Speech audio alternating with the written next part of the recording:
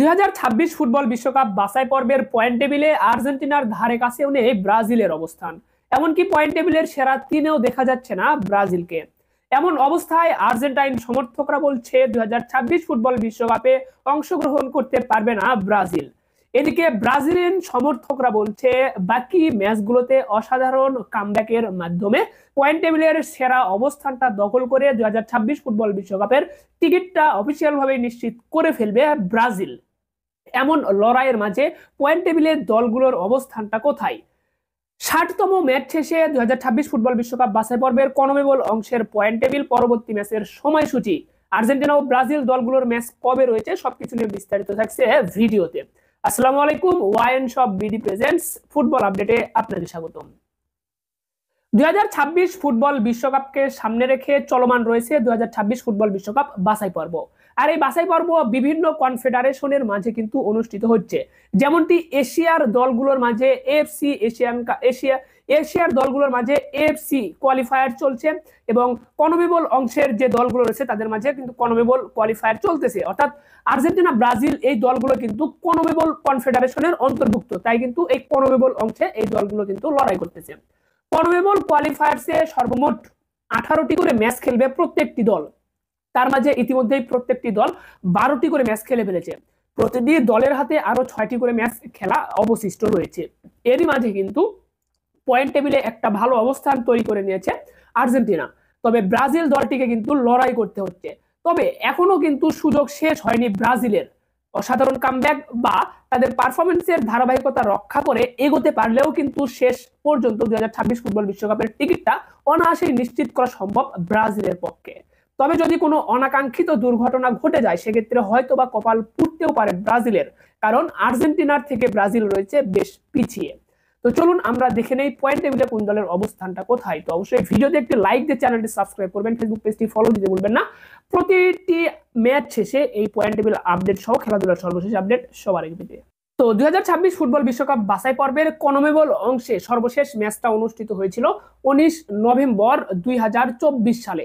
এরপরে আর কোনো ম্যাচ অনুষ্ঠিত হয়নি। আজকে 20 মার্চ 2025 এবং পরবর্তী ম্যাচটা কিন্তু আগামী কালকেই রয়েছে 21 মার্চ 2025-এ। তো এই যে আপনার 19 নভেম্বর 2024 সাল পর্যন্ত যে 60টি ম্যাচ, 12টি রাউন্ডে 60টি ম্যাচ, 6-0-60, এই 60টি ম্যাচ অনুষ্ঠিত হয়ে গেছে। এই 60টি ম্যাচের ফলাফল অনুযায়ী পয়েন্ট টেবিলের যে অবস্থান, এখানে পয়েন্ট টেবিলের 10 নম্বরে অবস্থান করছে পেরু। 12টি ম্যাচ খেলেছে, 12টি ম্যাচ খেলে 7 পয়েন্ট পেয়েছে। এরপর 9 নম্বরে চিলি 12টি ম্যাচ খেলেছে, 9 পয়েন্ট পেয়েছে। এরপর 8 নম্বরে ভেনেজুয়েলা 12টি ম্যাচ খেলে 12 পয়েন্ট পেয়েছে। 7 নম্বরে বলিভিয়া 12টি ম্যাচ খেলে 13 পয়েন্ট পেয়েছে। 6 নম্বরে প্যারাগুয়ে 12টি ম্যাচ খেলে 17 পয়েন্ট পেয়েছে। তালিকার 5 নম্বরে ব্রাজিল 12টি ম্যাচ খেলেছে, যেখানে 5টা ম্যাচ জিতেছে, 3টি ম্যাচ ড্র করেছে, 4টি ম্যাচ ব্রাজিল কিন্তু হেরেছে। ব্রাজিল টোটাল পয়েন্ট পেয়েছে কিন্তু 18 পয়েন্ট নিয়ে ব্রাজিলের অবস্থান পয়েন্ট টেবিলের 5 নম্বরে। এরপর পয়েন্ট টেবিলের 4 নম্বরে কলম্বিয়া 12টি ম্যাচ খেলেছে, যেখানে 5 ম্যাচ জিতেছে, 4 ম্যাচ ড্র করেছে, 3 ম্যাচ হেরেছে। কলম্বিয়া টোটাল পয়েন্ট পেয়েছে 19, রয়েছে পয়েন্ট টেবিলের 4 নম্বর অবস্থানে। পয়েন্ট টেবিলের 3 নম্বরে ইকুয়েডর 12টি ম্যাচ খেলেছে, যেখানে 6 ম্যাচ জিতেছে, 4 ম্যাচ ড্র করেছে, 2টি ম্যাচ হেরেছে। ইকুয়েডর পয়েন্ট পেয়েছে 19, রয়েছে পয়েন্ট টেবিলের 3 নম্বরে। তো এখানে ইকুয়েডর ও কলম্বিয়া দল দুটির কিন্তু পয়েন্ট সমান, দুটি দলেরই পয়েন্ট কিন্তু 19 করে। তবে এখানে গোল ব্যবধানে এগিয়ে রয়েছে কিন্তু ইকুয়েডরের গোল ব্যবধান +7 এবং কলম্বিয়ার গোল ব্যবধান +5। তো দুইটি গোলে কিন্তু বর্তমানে ইকুয়েডর এগিয়ে থাকার কারণে পয়েন্ট সমান হওয়ার পরেও গোল ব্যবধানে এগিয়ে থাকায় পয়েন্ট টেবিলের এক ধাপ উন্নতি করে, অর্থাৎ 3 নম্বরে রয়েছে ইকুয়েডর, 4 নম্বরে কলম্বিয়া।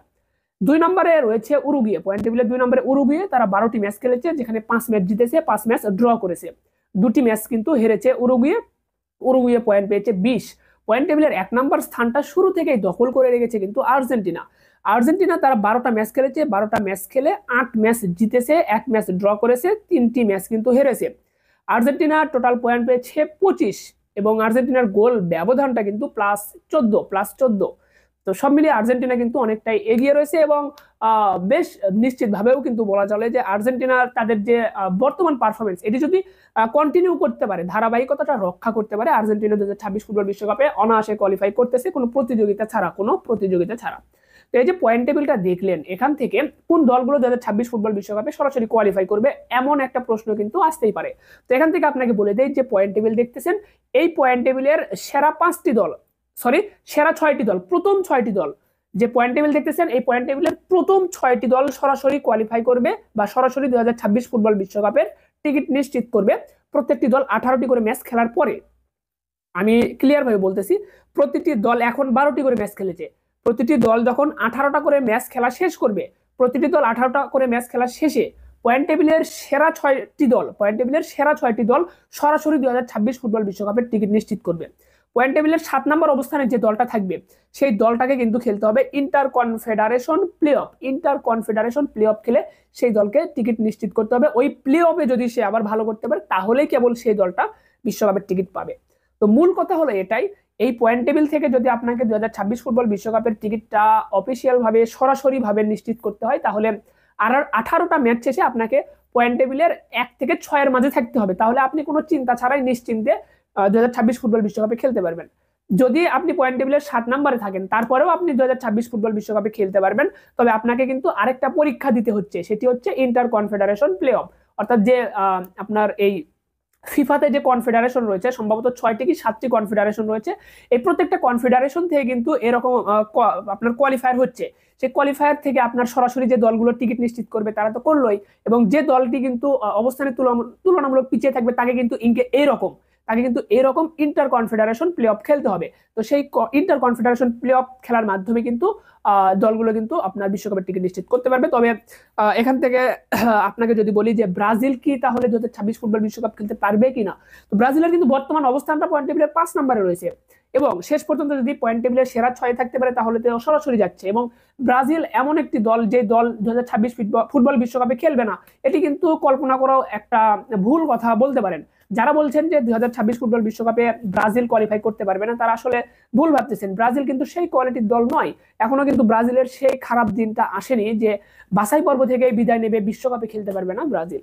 তো যাই হোক, এখানে 5 নম্বরের অবস্থানে রয়েছে কিন্তু ব্রাজিল, এবং এখান থেকে আপনার এই ধারাবাহিকতাটা জাস্ট রক্ষা করতে হবে, যে ছোট দলগুলো রয়েছে ছোট দলগুলোর বিপক্ষে যেন ম্যাচগুলো না হারে, এখানে তাদের যে সমতাটা রক্ষা করে যদি বাকি 6টা ম্যাচ শেষ করতে পারে তাহলে অবশ্যই ব্রাজিল 26 ফুটবল বিশ্বকাপে অংশগ্রহণ করবে। তো 22 তারিখে আপনার ম্যাচ রয়েছে, 21 তারিখ ও 22 তারিখ, 21 মার্চ 2025 ও 22 মার্চ 2025, এই দুই দিন কিন্তু আপনার ম্যাচ রয়েছে। এরপর আবার 26 তারিখে ম্যাচ রয়েছে, 26 তারিখে কিন্তু ব্রাজিল ও আর্জেন্টিনার ম্যাচ রয়েছে। তো ব্রাজিল ও আর্জেন্টিনা এই ম্যাচটা কিন্তু উত্তেজনাপূর্ণ একটি ম্যাচ হতে চলেছে। তো এই ম্যাচে কোন দল জয়লাভ করবে অবশ্যই আপনারা কমেন্টে জানাবেন। তো এখন আমরা আপনাদেরকে জানিয়ে দেবো যে পরবর্তী ম্যাচগুলোর সময়সূচি, অর্থাৎ 13তম রাউন্ডের যে ম্যাচগুলো অনুষ্ঠিত হবে, এই 13তম রাউন্ডের ম্যাচগুলো কবে কখন কোথায় অনুষ্ঠিত হচ্ছে। তো 13তম যে রাউন্ড রয়েছে এই রাউন্ডের ম্যাচগুলো কিন্তু আপনার 21 মার্চ থেকে শুরু হচ্ছে। 21 মার্চ প্যারাগুয়ের বিপক্ষে চিলি মাঠে নামবে, ম্যাচটা শুরু হবে ভোর 5টায়, বাংলাদেশ সময় ভোর 5টায়। এরপর ব্রাজিলের বিপক্ষে কলম্বিয়া মাঠে নামবে বাংলাদেশ সময় ভোর 6টা 45 মিনিটে, এটিও কিন্তু 21 মার্চ ম্যাচটা অনুষ্ঠিত হচ্ছে, অর্থাৎ 21 মার্চ শুক্রবার। এরপর পেরুর বিপক্ষে মাঠে নামবে বলিভিয়া, ম্যাচটা 21 মার্চ শুক্রবার সকাল 7টা 30 মিনিটে শুরু হবে। এরপর ইকুয়েডরের বিপক্ষে মাঠে নামবে ভেনেজুয়েলা, 22 মার্চ অনুষ্ঠিত হবে এই ম্যাচটি। তো 22 মার্চ এই ইকুয়েডর বনাম আপনার ভেনেজুয়েলার মধ্যকার ম্যাচটা অনুষ্ঠিত হবে। এই ম্যাচটা রাত 3টায় অনুষ্ঠিত হবে, 22 মার্চ শনিবার রাত 3টায় এই ম্যাচটা অনুষ্ঠিত হবে। এরপর উরুগুয়ে ভার্সেস আর্জেন্টিনার মধ্যকার যে ম্যাচটি, এই ম্যাচটা 22 মার্চ শনিবার সকাল 5টা 30 মিনিটে শুরু হবে। তো উরুগুয়ের বিপক্ষে আর্জেন্টিনার মধ্যকার ম্যাচ দিয়ে 13তম রাউন্ডের খেলা শেষ হবে। এরপর 14তম রাউন্ডের ম্যাচ রয়েছে 26 মার্চ 14তম রাউন্ডের 5টা ম্যাচ অনুষ্ঠিত। তো 14তম রাউন্ডের যে 5টা ম্যাচ রয়েছে এই 5টা ম্যাচ কিন্তু 26 মার্চ বুধবারে অনুষ্ঠিত হবে, যেখানে প্রথম ম্যাচে বলিভিয়ার বিপক্ষে উরুগুয়ে মাঠে নামবে রাত 2টায়, চিলির বিপক্ষে মাঠে নামবে ইকুয়েডর, এই ম্যাচটা সকাল 6টায় অনুষ্ঠিত হবে। ভেনেজুয়েলার বিপক্ষে পেরুর ম্যাচটাও সকাল 6টায় শুরু হবে, কলম্বিয়া প্যারাগুয়ের মধ্যকার ম্যাচটাও সকাল 6টায়, এবং সর্বশেষ আর্জেন্টিনা ভার্সেস ব্রাজিলের মধ্যকার ম্যাচটাও সকাল 6টায় অনুষ্ঠিত হবে। তো এই ম্যাচগুলোর মধ্যে দিয়ে কিন্তু 14তম রাউন্ডের খেলা শেষ হবে। আপনারা অবশ্যই কিন্তু কমেন্টে জানাবেন আর্জেন্টিনা বনাম ব্রাজিলের মধ্যকার ম্যাচে কোন দল জয়লাভ করতে পারে বলে আপনার মনে হচ্ছে। তো আপনি কোন দলকে সমর্থন করেন এটিও কমেন্টে জানাতে ভুলবেন না। তো খেলাধুলার নিয়মিত আপডেট পেতে আমাদের পাশে থাকবেন। আপনারা আমাদের এই ভিডিওটা হয়তো বা একাধারে ওয়াইএন স্পোর্টস আপডেট চ্যানেলেও পেতে পারেন, ওয়াইএন ফুটবল স্ট্যাটস ইউটিউব চ্যানেলেও পেতে পারেন। তো আপনারা ফুটবল রিলেটেড ভিডিও পেতে অবশ্যই আমাদের ওয়াইএন ফুটবল স্ট্যাট ইউটিউব চ্যানেলটা সাবস্ক্রাইব করতে পারেন। আমরা নিয়মিত ফুটবল রিলেটেড ভিডিওগুলো ওয়াইএন ফুটবল স্ট্যাট এই চ্যানেলেই দিব। হয়তোবা এখন আপনাদেরকে আমরা আপডেটগুলো ওয়াইএন স্পোর্টস আপডেট চ্যানেলেও দিচ্ছি, তবে কিছুদিন পর থেকে আমরা শুধুমাত্র ফুটবলের আপডেটগুলো শুধুমাত্র ওয়াইএন ফুটবল স্ট্যাট এই চ্যানেলেই দিয়ে থাকবো। তো অবশ্যই আপনারা ফুটবলের আপডেট পেতে এই চ্যানেলটা ভিজিট করে আসবেন। ধন্যবাদ সকলকে, ভালো থাকবেন সবাই, দেখা হচ্ছে পরবর্তী ভিডিওতে। আসসালামু আলাইকুম।